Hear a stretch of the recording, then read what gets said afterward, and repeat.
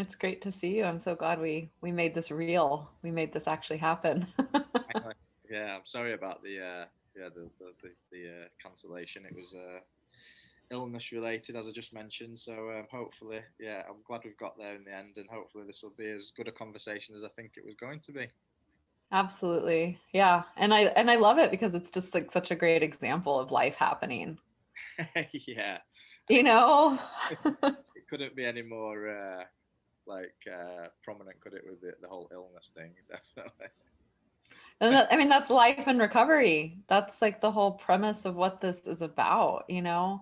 Yeah, I just, as a conscious, sober woman who gets to do this work, not only for myself, you know, every day, but also for so many people throughout the world, I'm just like, to be expected, right? Like, this is choosing consciousness. This is choosing a lifestyle of recovery.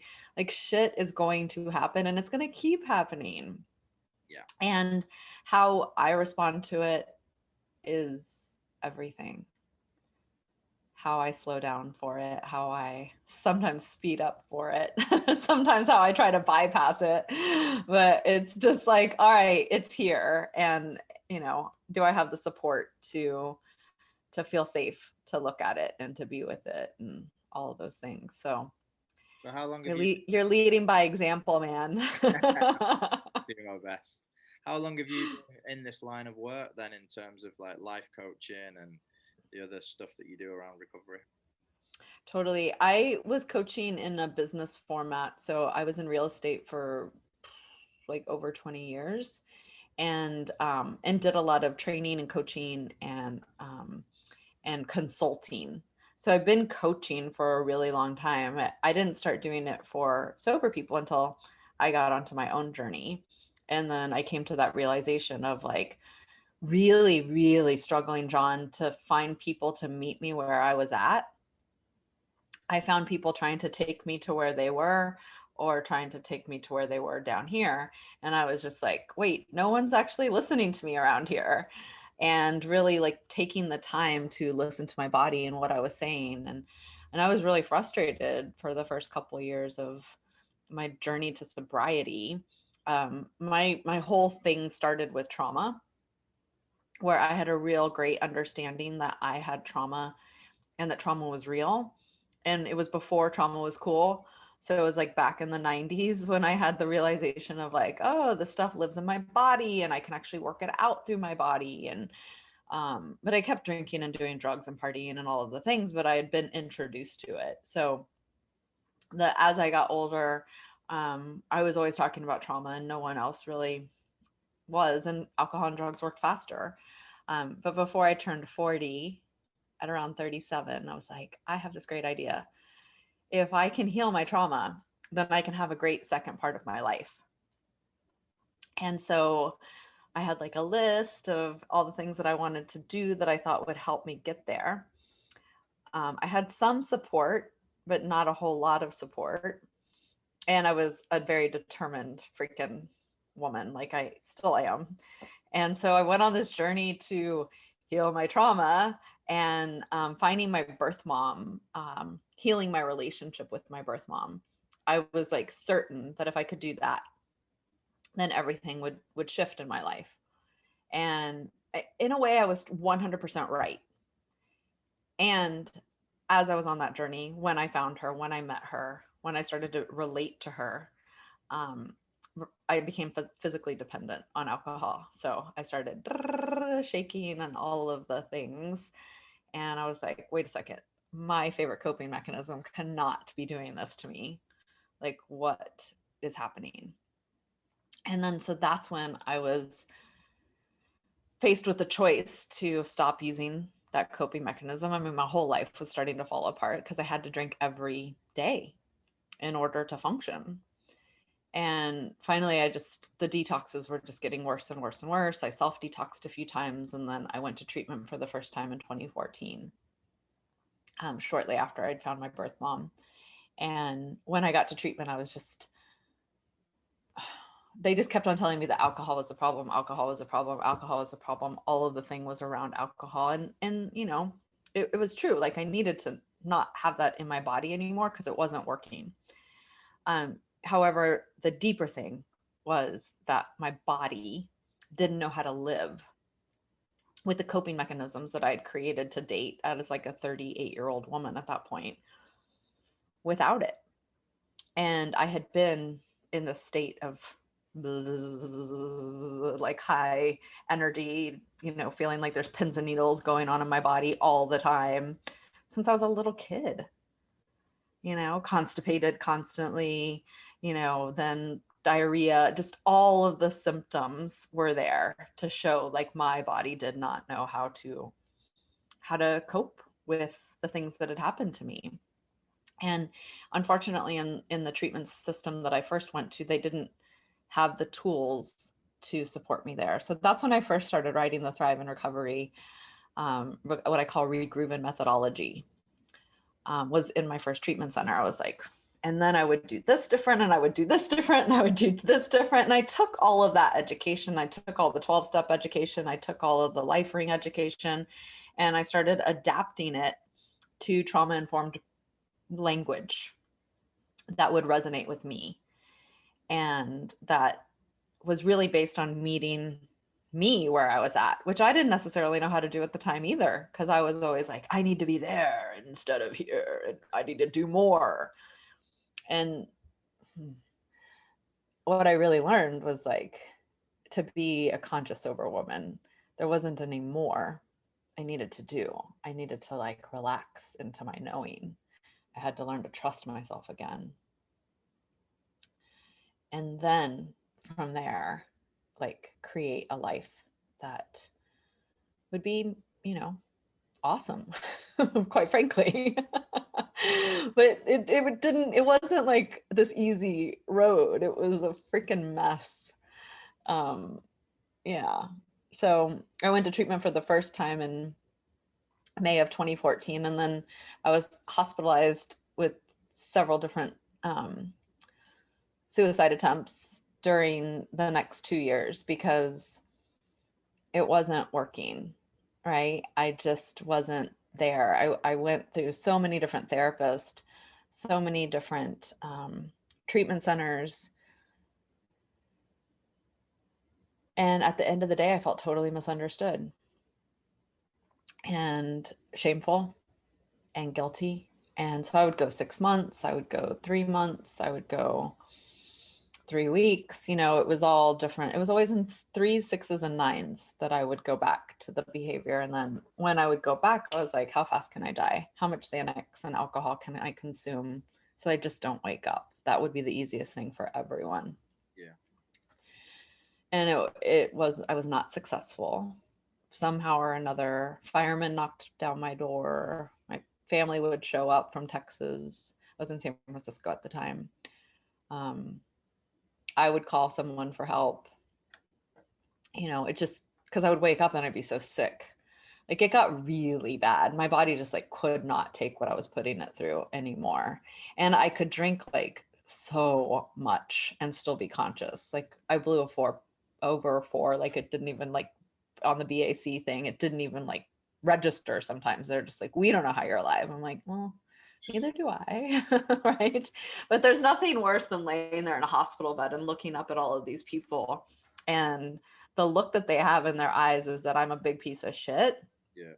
I can't pull it together. It's a choice that I'm doing this to myself, which, F you. Like, no, it's not. Like, if this was my choice, then I would figure out a way to like make it work, right? Or something. But like, this is not a choice. Like, defecating when I don't want to, like not being able to hold anything into my body and drinking like that, like, no, that was not my choice at all.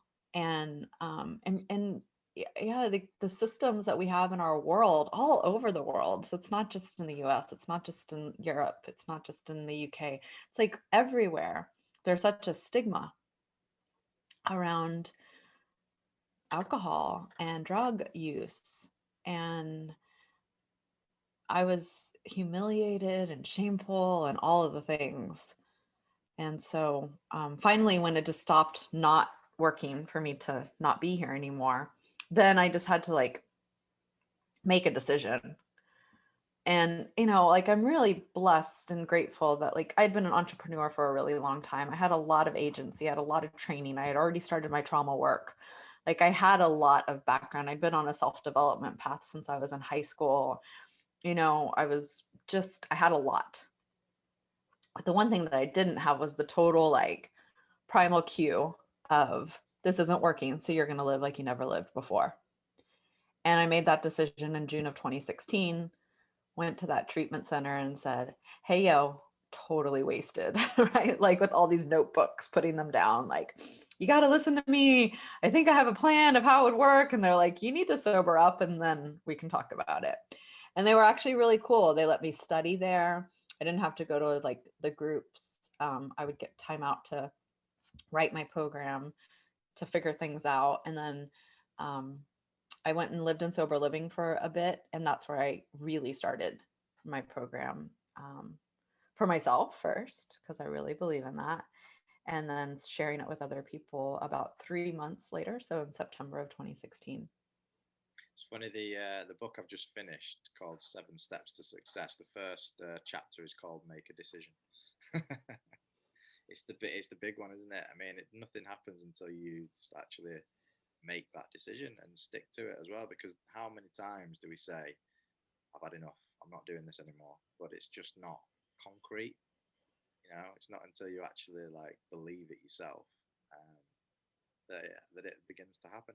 And interestingly as well, when you were talking about the suicide attempts, I'm fascinated by the fact that if you talk to anybody that's tried to take their own life, it's never a one-off thing. It's multiple times, and the universe will not let you kill yourself. The universe wants you to be alive, and it has a plan for you. But unfortunately, some people do get successful at it. But the amount of times I've listened to people, like a guy, I've got a very close friend who was on the podcast, and he put a gun in his mouth and he pulled the trigger and it misfired. It's stuff like that. Like you hear it and you just think something is intervening. Hmm. How did you feel like that? Did you feel like something was intervening, or Oh yeah, the yeah, whole time. yeah, Yeah. And I had a connection to all the things that are bigger than me. And I mean, all kinds of little things happened. I had lost a friend in San Francisco at a young age, and I would get, like, clear that she was around. My grandmother was constantly there. And then I would tell my parents, like, I feel so guilty because, like, grandma's trying to support me and I keep pushing that away too. And there was so many opportunities to be like, there is something, it makes me so emotional. Like, there was something so much bigger than me going on. And from that pain and from that shame, that's so potent that, and it's so dark and shadowy and complex that I didn't have that total access to the light. And then put the spirit of alcohol and cocaine and Xanax and all of that on top of it. And it's just like, ugh, it just gets so messy and convoluted. And somehow I had optimism every time I woke up. you know, I was like, all right, okay, I got to do this. All right. And I think for me, it was that decision. And I say this in my sober business schools. I have, like, lots of different coaching programs, and I tell people in their businesses all the time, like, you got to decide. Like, that's how you're going to be successful. That's how you're going to finish the book. yeah, You have to decide, because all of when we're up leveling in any way, or leveling, or just doing something, all of our shit is going to come up to stop us. Everything. And life will get freaking lifey, and just lifey. You'll get sick. Your baby will get sick. Like, someone will die. It'll rain that day. I don't know. You'll oversleep. Your car will not turn on. All of those things will happen a million times. And if you're really decided and you have support around you, like, that changes everything. And one thing that I saw, John, when I was in treatment for, like, the 100th millionth time, right, which what it felt like, it's just like Groundhog Day of, like, oh, here I go again in detox and in this and in that, was that I was a business owner beforehand, so I really knew how to advocate for myself, how to speak up for myself, how to clearly, concisely, compassionately like communicate. But what I noticed was that there was so much shame and guilt in the clients that were around me, my peers, that that was one of the biggest things that they struggled with, was just simply advocating for themselves in a healthy way. They would throw fits, they would throw tantrums. It was like, watching the young children in them try to get their way, which of course isn't accepted in treatment centers, right? And so then they'd get punished, or and so I was like, all they were doing was repeating the same patterns that they'd had in their childhood. Yeah. And that I could kind of sit back and watch the whole thing was, mm, yeah, it was really motivating and inspiring for me to start showing people like, wait, you have a voice and it matters. And I'll meet you where you're at. And then could you practice talking like this instead of that? Could you practice spending more time understanding what you need before you respond with a tantrum? And, these are all things that I had to teach myself as a business owner, as an entrepreneur, all of the things, right? Because, like, you're your own everything when you're in that place. And so if something's not going my way, I can throw a tantrum behind closed doors, but in front of whoever I'm trying to, like, do business with, that doesn't make any sense. But often we just don't feel safe or have those tools to do that. And so much of what Thrive in Recovery is making recovery a way of life. And for realsies, like deciding and then creating a life based on integrity and trust from within. So as within is without, because then on the outside of me, on the outside of you, on the outside of my clients, right? Like, all of these things are possible because we're so grounded in whoosh. Even if I mess everything up today, I still trust myself. Yeah. So I've got a couple of questions around the first one. Maybe come back to this one actually because I want to talk about the recovery, the thrive, thrive in recovery. Did you say or thrive? Thrive in Recovery. So, what does that program look like? That's the first question. And the second question is, I just wanted to ask you a little bit more about your own childhood trauma and how you kind of worked through that. And are you still working through it, or do you feel that's something that you've kind of like overcome now? Oh, that's a great question. I'm going to start with that one and Okay. then relate it to like what Thrive in Recovery looks like, because it's so much a part of what Thrive in Recovery is. Um, my original incident was that my birth mom just didn't want me from the beginning.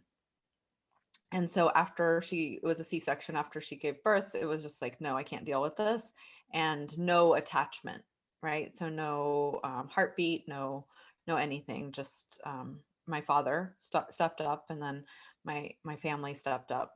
But that affected me greatly as like that little tiny baby, and that's happened to so many of us, right? Where it's just like that abandonment right off the bat, and then not hearing her heartbeat, not having all the babies can do to attach is to touch and to attach that way. And so when we're lacking that from childhood, which I was, like, it started a whole chain of symptoms. The first being that I was just sick all the time because I wasn't having that connection. So, in my opinion, and from Stephen Porges's definition of trauma, it's the chronic disruption of connectedness. And so when we're disconnected, we don't learn how to cope with our own nervous systems. We don't learn how to soothe. We don't learn that it's safe to ask to be soothed, all of the things. So mine showed up as constipation, like in the diapers, which then led to like having to be held down and get enemas and all kinds of like yucky stuff that no child should have to feel or be with, and no real explanation as to why it was happening. So like that's when a lot of my conniving manipulative behavior started, like pre 4 years old, where I would like pretend I would stuff a bunch of toilet paper. I mean, I have memories of this, and I was no older than 2.5, of like 3 years old, like in that time frame for sure, because I'd not moved out of my grandparents' house yet. And I would stuff a bunch of toilet paper in the toilet and be like, I pooped, right? Like just because I didn't want the alternative of like, oh, just all the things. So my trauma just kept going from there. Then I just started to try to seek safety in any way that I could.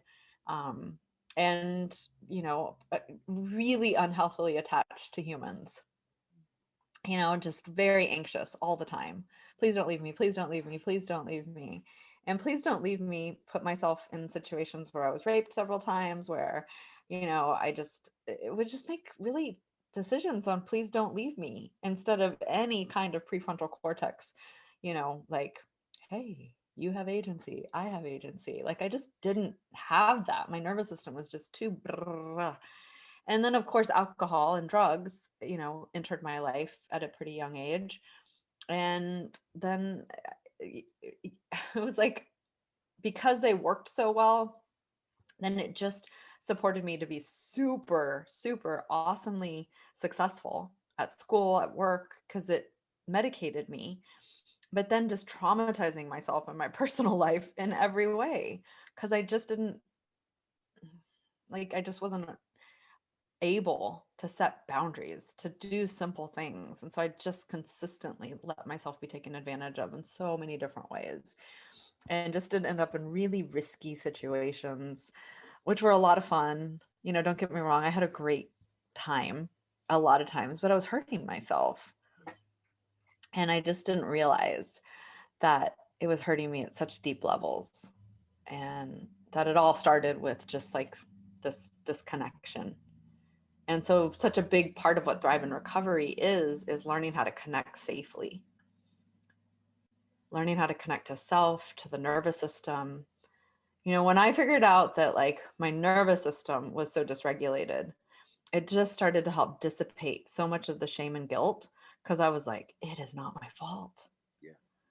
It's not my fault. And I still say that to myself. You asked, like, is this done? Absolutely not. No way, shape, or form. Like, is it as intense as it was, 5 years ago, 10 years ago? No. At every time, I'm like, right now I'm building a new group coaching program, and it's about bringing people from, let's just, to put it in simple terms, from the rooms of 12-step AA and 12-step Al-Anon together in one space to truly learn how to recover the trust. So I'm building this new program, and whoosh, like all of this like old stuff comes up, and I'm like, hi, but I have new ways of dealing with it. But is it all from childhood? Absolutely. I also made the choice to move across the street from my parents, and I haven't even lived in the same state as them in over 20 years. And so it's so beautiful to see how far I've come and how easily I can get activated and be like 5 years old, right? And just be like, nah, but I can see it. I don't actually respond. Now it's a physical, visceral, somatic experience in my body, but I say the thing that the 46-year-old Amy that's sitting here talking to you says, instead of what I used to say 10 years ago, 5 years ago, right? Now I know how to respond in a healthy way. But nothing like going back to the original incidents, to bring up all of your shit again. Yeah. So, in my opinion, it's a lifetime discovery process. I can really relate to that because my parents moved down the road, like 20 minutes down the road a year ago. So, and I haven't lived anywhere near them for like, I don't know, 20 years. So, Yeah. and they look after my daughter now like 3 days a week. So it's like I see them all the time, and they're just it's funny, isn't it? How you get activated, and then you're just like, nope. I'm not going to go I there. will respond like an adult. But yeah, it's cool. But you can still feel the little John inside you, like, Yeah, yeah. It's like I like sometimes I just want to erupt. It has happened. There's been moments. oh, sure. Especially with your daughter, because Yeah, as I'm sure as a conscious man, like you want to do things differently than your parents did with yeah, you. yeah. I mean, what's really beautiful about that situation is that like I can see, the well. I mean, my dad's my trauma's all around. well, it definitely is to do with my dad. My dad's an alcoholic, and he was actively drinking until I was 11. So, mine's very much about abandonment within that relationship, even though he was there. And interestingly, when we did the 50th episode of this podcast, he was my guest. So that was kind of like, we had the conversation, and a lot of that stuff came out. And then my dad apologized for abandoning me, which was, like fantastic. But he's an amazing granddad, and I can see, there's a part of me, I suppose, that kind of like wishes that we would have had that bond when I was young, but it's making up for it. That's all I can say, really. And my mum's an amazing gran, and it also makes me realize that, because one of my key things was, and I'm sure you'll relate to this, was never believing that your parents actually love you. Like you kind of on some sort of deep level, you don't believe it. And I actually did an ayahuasca ceremony back in 2017, and that kind of cleared up all that kind of trauma. But now seeing it, in front of me, I can see that, they love me. They loved me as much with that same passion and intensity that they love my daughter. So it's like the cycles, the cycles of trauma are definitely being broken, which is fantastic. Oh my gosh, that's like why I created everything that I did. And just to hear stories like that just makes my heart feel so open and so beautiful. And like you got to have that conversation with him on your 50th episode. Yeah. And then you allowed the medicine to support you from ayahuasca to just clear some of that stuff because you could. Yeah. Yeah. And like that's integration. Now you get to integrate even more deeply by seeing the generations heal. Oh, it's the whole thing. It's the whole thing. Yeah. So speaking of, my dad's just dropped off some groceries for me. So that's what the waving was for. Yeah. Oh gosh. Yeah, really good timing. I mean, I just got goosebumps like all over my body. I think a part of me really needed to hear that story today, just on many levels. So thank you for sharing that with me. Yeah, no problem. I think it was kind of like I mentioned before we started recording that this is the 100th episode, and this is going to be like after the 50th episode. I had a break, and I didn't know whether I was going to come back to the podcast or not at that point, and then I really missed it, and I got back into it again, and I've done another 50 episodes, but it feels as though, and there's nothing like, I love the synchronicity of this conversation, because I did my life coaching certification during lockdown because I had loads of time on my hands, and I was like, this is probably the direction that I'll go in the future.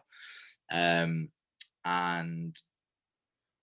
I feel as though, in terms of the podcast and the writing, I feel as though I've said everything that I could possibly say, and that the goal for me, I suppose, when I first got, when I got into recovery in 2010, was that I would break that cycle. Like I knew that eventually I wanted to have my own child, and I knew that I wanted to raise my child in a conscious way, with a partner who has the same outlook as me, and and I hoped for that to happen. Unfortunately, I've met somebody who does, and she's now on her own recovery journey as well. So we're raising a child and two other children as well. I've got two stepchildren, in a way that it is definitely what I hoped for. It's definitely what I imagined. And funnily enough, actually, and I'm not saying this to blow my own trumpet, I'm just saying this because it really sums up what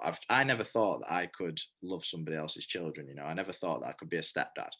And whilst we were away this weekend, I just jokingly said to one of the girls that when I came into their lives when she was 5, and I said, "Oh, that was the best day of your life when I came into it," just joking around. And she said, "Yeah, it was." She said, "Our lives changed for the better when you came into our lives," and that was just like, I was just like, really, really hit me. I just thought, that's amazing. Like, that is really amazing, because half the time I think they hate me. That's just children. Yeah. Half the time I think that I drive them up the wall, but no, it was just a beautiful thing to hear, because I just thought, yeah, like I have tried, like I have really tried to be like, just a solid figure in their life, and um just to be there for them. Really, I recognize that all you need to be with children is just be there. You just got to be present, haven't you? And if you're present and you're not like when you're there, actually be there as well. And that's really all kids need, I think. Yeah, well, and then your father was there, but he wasn't really there. And you're getting to be there and actually be there. And then recognize that like we're not fucking perfect. So when we jump out of ourselves, I mean, I've even like been teaching a yoga class and I'm like, "Ooh, I'm not sure where I just went. Like, I'm here again." Right? And that's okay. But to be there, that's the thing. And, that's what Thrive in Recovery is all about. That's what the process is all about. Is like I really when I work with someone one-on-one, it's like an all-in process for me. Like I'm going to say yes to you and we're going to go on this beautiful journey together and I'm going to be there for all of it. And I'm going to meet you where you're at. And we're going to start with learning your nervous system. We're going to start with learning how to feel safe to have someone be there. Because, I'm going to probably maybe you experience this with the girls or your daughter and I don't know, is it two girls? Yeah, three They, three girls in yeah. total, yeah. Okay. Yeah. So you're surrounded by the feminine energy over there. But at first it was probably kind of weird. They were kind of waiting for you to disappear or not be there or go away. And often with my clients, it's the same thing. They'll do everything to kind of push me away at first. And I tell them like, I will not be moved. Like I'm here for you for real. And that can be really uncomfortable to a dysregulated nervous system with no history, experiences, or behaviors of like, you're gonna stay, you're gonna put up with my stuff. And I'm like, I'm not putting up with it. Like you're choosing yourself, you're choosing to heal. And I'm gonna show you what secure attachment looks like. And I'm gonna keep showing you. And that's what's going to heal because we heal in relationships and that you have a conscious partner who's doing this thing with you, who's on her own now recovery journey. And like that stuff matters because it's being reflected to us. It's being reflected to you. And so often that's what's missing Yeah. in the life and recovery piece. I just had an enrollment call with this woman this morning and she was just like, oh, all my stuff, like, I don't know, I didn't even know I was like this much. And I'm like, well, yeah, because you were numb for most of your life. And now you've got, 20 months under your belt and, you've proven to yourself that you can stay sober one day at a time. Now all the stuff is coming up, all the stuff that was suppressed. And that's really what I'm here for. I'm here for like integrating that kind of like the ayahuasca does so well, right? But it's not just the plant medicine. It's the integration afterwards, right? And I saw so many people just from my ceremony group that would just go back to normal life afterwards. And I'm like, no, like this is a really serious thing that I just figured out.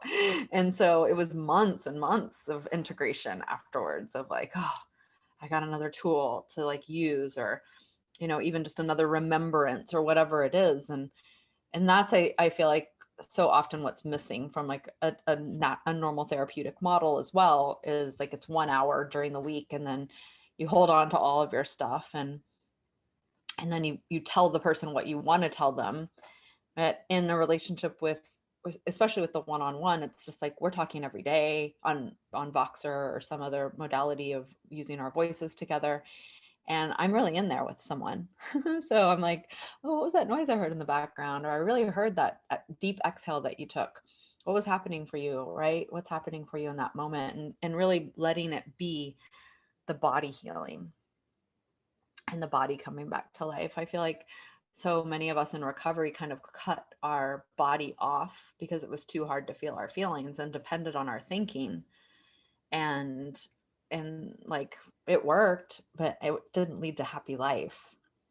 No. I was super successful with my brain but my body was totally disconnected and I felt better if it was totally numb. So just feeling safe to have a body I think is really important. And that's where polyvagal theory comes in and attachment system work comes in and a lot of the somatic experiencing and just all of the trauma informed modalities. And it's not people aren't always going to, l- like the first one or the second one, but the more trust and safety that we build in the relationship, then they're like, oh my gosh, yes. And you just witness a softening, like your daughter said to you. Our lives changed when you came around Yeah. because you held space. You're gonna be an amazing life coach. Oh, it's it it's funny because thank you for that. I mean, I hope so, but at the same time, I recognise that at this point in my life, and this is the reason why I've not jumped headfirst into life coaching straight away, is because I recognise that I've still got quite a bit of work to do, and um, I know there'll always be work to do. Don't get me wrong, but what I mean is like I think, as I said before the podcast, I need time to just relax now and to just do nothing for a while and just Yeah. start to feel because I'm very guilty, even 11, nearly 11 years into recovery, that I am still my go-to over the last few years has been sugar. So I've been using that as a means of not feeling my feelings. I can quite easily get myself into sugar binges, and I've just recognised how much I need to just learn to be in myself and in my body, and to just be able to sit with myself more and more. And I can do it. It's not like it, but rather than it be a planned meditation for 20 minutes to an hour, it needs to be, I'm feeling, however, let's just stop and just feel this. Because I get a lot of pain in my back, like my spine, Oh. everything, all my spine from the middle down and all around my kind of hips. I have a Oh. lot of pain there. Um, you look like you know something I don't. I'm like all excited. Yeah, well, I mean, you're deeply intuitive, and slowing down, there's going to be so many answers that come, especially from that area. Um, yeah, yeah, Yeah. like, and men in particular, men that claim that masculine energy, especially because so I do a lot of work in the masculine and feminine energies as well. And just for those of you that are listening, the masculine and feminine energies have absolutely nothing to do with gender. We all have these energies in our body. And so I was a very feminine core that led with a lot of masculine energy, and sometimes the masculine energy leads with a lot of macho energy, a lot of I've got this, I'm going to work really hard, and it's not really the core of the divine masculine energy or the divine feminine energy. And so often so much of that sensation that you feel in that area and around your hips is just like years of doing that. And so to allow it to be there and to experience it, and then to move it and move through it, oh, there's going to be lots of freedom in that for you. I It's hope such a so because there's just lots of pain at the moment. Yeah, and it sucks because we can get like so stuck in the like, how do I fix this? How do I fix this? How do I fix this? And it's kind of like the same recovery journey. It's like we're not fixing it. We're, getting curious about it. And from the curiosity, then so much is possible. Because we want to diagnose it, we want to pathologize it. And especially in the trauma work that I do, it's just like, no, like, yes, I know that every doctor that you've met and every psychiatrist that you met has said these things about you until now. And it feels safe to have a label. It feels safe to pathologize. It feels safe to have a path. And if I do that path, then it's going to work. What feels really scary is to be on the path of discovery, because we don't know what the outcome's going to be. It is, I promise, like the most freedom that I've ever felt, for sure, to just stay curious. Yeah. Right. Yeah. Yeah. What does your recovery look like now then? I mean, I've kind of recently gone very much back to basics. So I've been in 12-step recovery from the very beginning. And I've always stayed in 12-step recovery, but I have kind of like branched out, like I said, into ayahuasca. I've done some psilocybin experiences as well. And I've looked at other kind of modalities throughout my recovery. But recently I've kind of like gone back to a steady like 3 AA meetings a week, and got some service positions, and just kind of like really getting back into that. And it feels as though just feels right for me at the moment. That's kind of like where I'm at. So how about yourself? What's your kind of recovery look like? Yeah. My recovery is really a lot of it's based on rituals and like consistency, which just really supports me to feel my best. So, um, a lot of my continuing education, I consider my recovery, right? So just learning more about somatic experiencing, going into the advanced learning from the beginning learning that I've gone, like getting not more certifications, but more lived experiences of taking myself to those deeper levels with support. Um, and then, choosing to come home and receive more love is a big part of where my recovery is today, because it would be easy to stay in California and kind of isolated from all the things. And just in like 2 weeks, just like the family drama and stuff that just happens in every family system. I'm just like, oh wow, like I can totally be with this. And it's part of my recovery, listening to it and choosing to respond differently. um, I have trauma informed kind of groups or friend groups where I hang out so that I can speak my truth without feeling any kind of way, which is a big part of my recovery as well.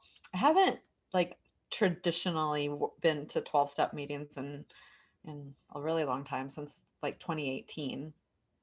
I get invited to speak at them and I'll do that. And it's nice to be in the commitment of it, but some of like the structure, like I'm just like, this is hard from the trauma perspective to like here, So I'm really just with that. It doesn't mean that I say no to it or don't understand it. I just like have to be very wise about the rooms that I choose to be in, so that I feel safe. Yeah. So my recovery journey right now is like moving towards safety, taking lots of risks for sure, because I like to take risks and stretch, but really knowing like, oh, I know how to come back to safety. I've been doing a lot of deep work around that part of my body too, the hips and the lower back and the finances, which lives there, and the money stuff that lives there, and how to structure life and recovery through these, simple things that maybe, we were supposed to learn a long time ago, but I didn't really learn to like be in the healthiness of those relationships as well, and sex and intimacy. And so much of my recovery is around like all those lifey things that I think are so important. So I talk a lot about sex and intimacy and money in my life, and I'm constantly, in support around those things too, because I can see my old patterns and my old behaviors in fear and scarcity, and around intimacy, around sex, around love, around money, around being in the flow with money. And so much of my recovery is in that place in this moment today, because it's so important, to long, happy life and healthy body. Finance and romance are the most difficult things to navigate anyway, aren't they, for anybody? Absolutely, for anybody. Yeah. And especially as conscious sober humans, it's just like, oh shit. Like if we if we had a bank account that just experienced what we invested in while we were in our patterns, like whew, millions of dollars went to I don't know where, but it was fun. Wow. Yeah, and now I'm like, millions of dollars are now going to supporting people and to bringing bigger things into the world that I have like a big plan around, and it feels really yummy to do that, Cool. and it What about? supports my recovery. Sorry, I was just going to say, what about the relationship with your mom, your birth mother? Yeah, in 2018, thank you so much for asking. She reached out, she saw me on Facebook, she saw what I was doing, she saw me launching this program, and um, she just made a phone call that was like the last phone call I decided that I was going to take from her. And she just didn't get it, was just still like, how dare you do this? How dare you be who you are? Basically, stop being who you are because it would make me more uncomfortable. From her, she's got lots of trauma too. And then I finally was just like, no more. Like, I can't support this relationship where it's at. And so the healthiest thing would be to release her with love. And so I just release her with love. Um, And I've, just made it to where it feels better to just not talk to her at all, um, than to do anything else. I mean, there's no way that anyone in the whole world can't get a hold of me if they want to. So I make myself very available with like 5 live transmissions a week. So if at any point she wanted to come closer, she knows exactly how to do that. And I just, for the meanwhile, I release her with love. And, even just talking about it, I can tell in my body, John, it's much different. Like I still get a little bit of activation up through my heart space. However, I used to get like, right, just at the mention of birth mom. And now I'm like, oh, like I love her so much. And I have a tremendous amount of respect for the type of trauma that she lived through. And she inspires me and motivates me to do this work every day. So for that, I'm super grateful. Yeah, that's incredible. Really is. Yeah. What about love and finances for you then at the moment? Yeah, that's a great The finance thing question. you can keep that to yourself. But the Well, how finances are going well, and I mean, I love to talk about it. I just purchased my first home, which is a really big deal. I lived in California most of my life, so I didn't think that I would really own real estate. Although I was in real estate for 20 years, I didn't figure I would ever own it. So it feels really good to like have something that I own that's like equity and shit.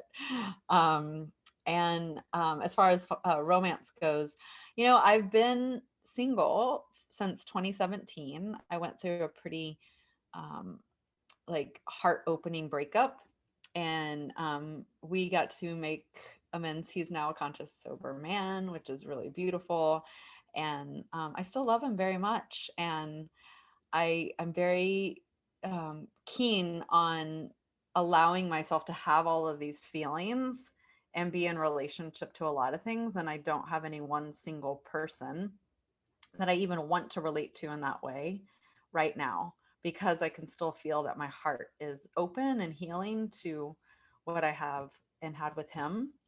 And I just like the responsibility of being in a relationship for me is really being open yeah, to the next person coming in, and giving him space to be there and to be in his masculine. And right now I feel like I wouldn't be doing that because I still have my heart open in such a way for whatever healing, whatever it is that is occurring with my relationship, with him. So yeah, it's not always an easy place to be. It would be much easier to just fill myself with all of the worldly things that feel so, intoxicating in themselves. But I'm like, I did a lot of that, and I don't need that anymore. it takes a lot of strength and courage to do what you're doing and to just not indulge, doesn't it? Because the easiest thing in the world would be to just do anything, like get a new partner, buy stuff, just do anything to fill that void, basically. So yeah, like hats off to you for you basically you're walking the walk, aren't you? You can't just Yes. talk. That's the thing. I think Yeah. that Like, this is kind of what I was getting at before as well with me with the life coaching is like I'm not gonna jump into it properly until I'm ready to have that level of integrity as well, And I think I do. I think that generally I do kind of walk the walk, but there's certain areas of my life where I'm a bit like need to kind of get a grip of those.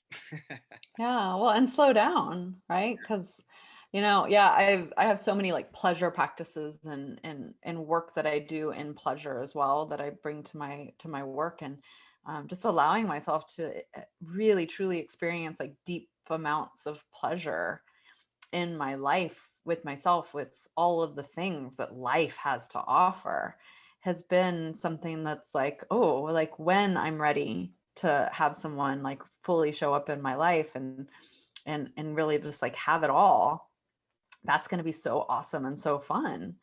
And so, I do so many different things to make sure that I'm still very much in touch with that part of me, that I'm not shutting down my heart, that I'm not avoiding it, and that I'm just being really honest with myself, which is not easy, believe me. Like all my shadows want to fucking just, and I'm like, no, honeys, we're integrated in a way we haven't been, and you're allowed to have all of those feelings. Yeah. Yeah. What does life in recovery mean to you then, Amy? Exactly what I think talked about, like just trusting myself at the deepest level that I've ever trusted myself. Like not just saying it because I said it for a Like long total time. self-acceptance, like Yeah, absolute like self-acceptance. fully embodying it of like I am exactly what I am. Yeah, Yeah. that is literally. I think that is the key to happiness, isn't it? I think if you can accept yourself fully in any given moment, because I think that in order to change anyway, you've got to accept yourself. You know, you can, You got to start somewhere, that's the thing. right? It's like you can't get sober unless you accept that you're an alcoholic. Yep.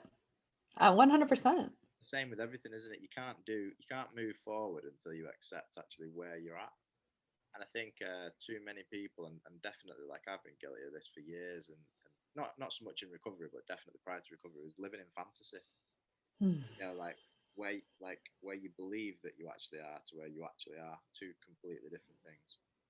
Yeah, that was my first drug of choice, Yeah, same. because my childhood was so rural.